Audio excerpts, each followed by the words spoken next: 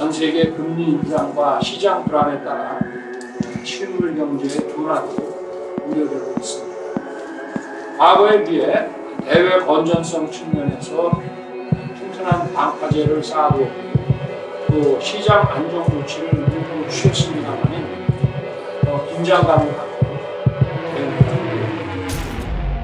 날마다 치솟는 환율. 글로벌 금융위기 때에 1,300원 선이 무너지고 1,450원까지 오르며 달러 초강세를 보이고 있습니다.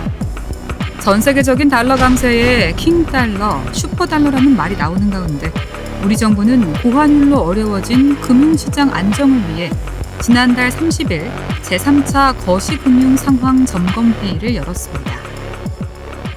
우리나라는 수출과 수입으로 먹고 사는 나라인데 우리는 무역 의존도라고 부르는데 이게 75%로 대한민국은 세계 2위입니다.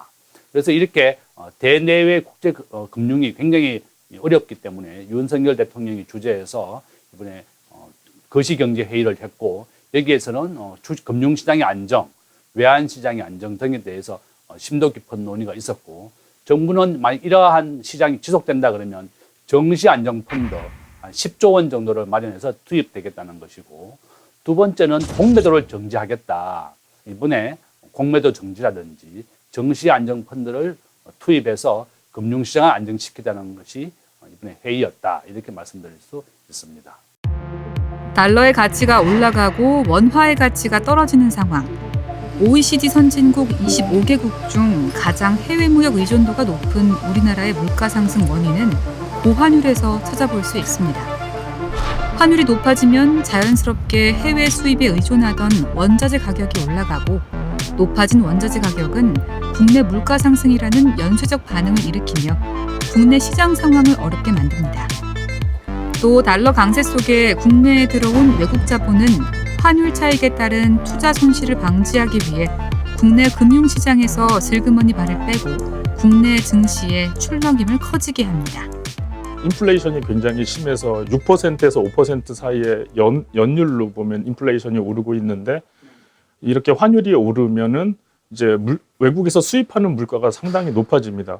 우리가 같은 물건을 같은 양을 수입하더라도 한국 돈을 더 줘야 되기 때문에 자연스럽게 이제 국내 물가는 오를 수밖에 없는 그런 상황이고요. 이렇게 원달러 환율이 오르면은 외국인들이 우리나라 주식 투자를 많이 하고 있는데요. 이 돈을 빨리 빼가게 됩니다.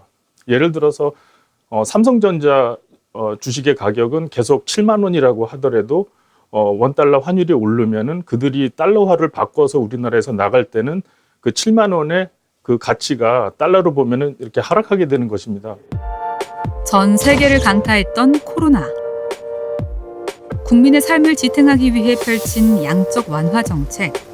그러나 점점 자산을 축소하는 테이퍼링 상황을 맞자 국내 주식시장에는 하락세가, 물가는 상승세가 지속돼 우리 정부는 금융시장의 안정을 위해 1990년과 2003년 그리고 글로벌 금융위기였던 2008년에 시행하기도 했던 증권시장 안정펀드 정책을 내놓았습니다.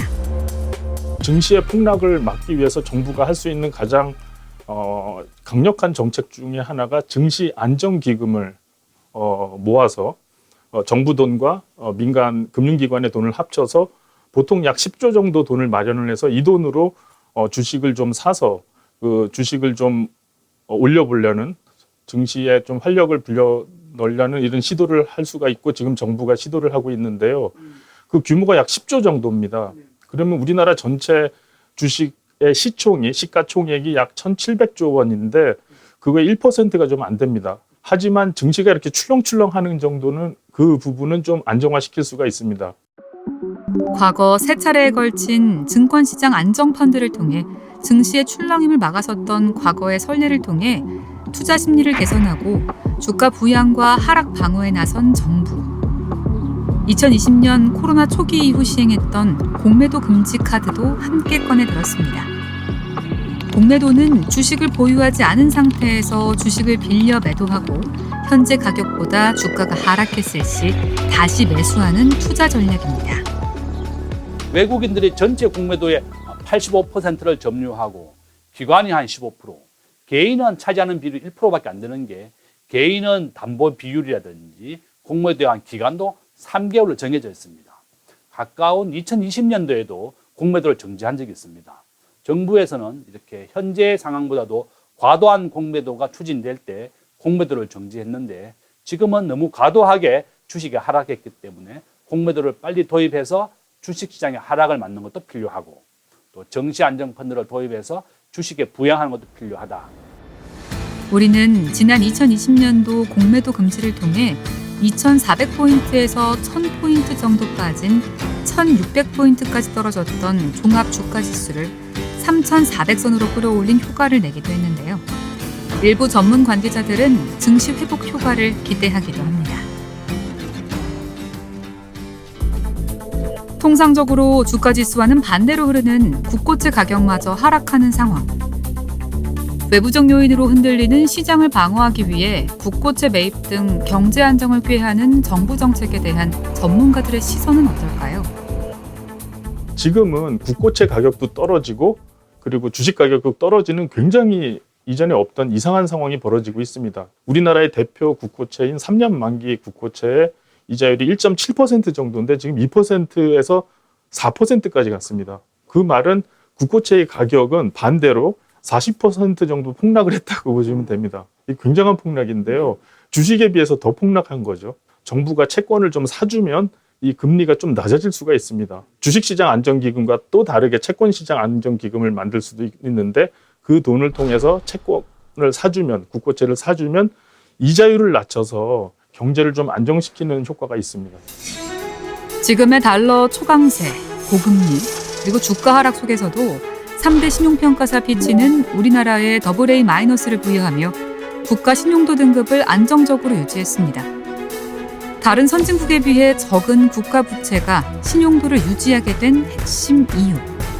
과거 우리 모든 정부가 국가 부채 관리에 소홀함이 없었기에 지난 글로벌 금융위기 탈출의 저력이 되어 주었고 오늘날 위기 속에서도 빠르게 대처할 수 있는 능력이 되었습니다. 경제 전문가들은 지금의 경제 위기는 위기가 아닌 위기 전에 보내는 신호라고 말합니다. 우리 정부는 과거에도 그래왔듯 오늘의 경제난 신호도 위기가 아닌 기회가 될 수 있도록 현명한 금융정책을 통해 든든한 방파제가 될 것입니다.